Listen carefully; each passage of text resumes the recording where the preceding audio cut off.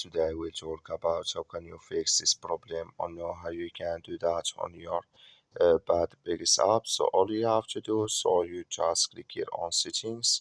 When you just click here on settings, it's going to show for your list like this here. So then you go down, just keep going down, click here on apps, come to apps list here, and then you're looking for bad biggest app, or just click on search.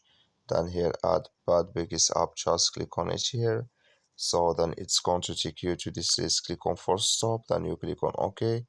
Then you go down, just click on storage, come to storage list here, just click on clear cache. Then all you have to do, so you just go to your Play Store, click here on Play Store, and here you search here for bad piggies. It's going to show for you like this.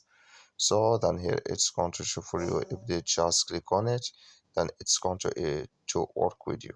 That's all you have to do. Thank you for watching. Don't forget to support us by liking, subscribe.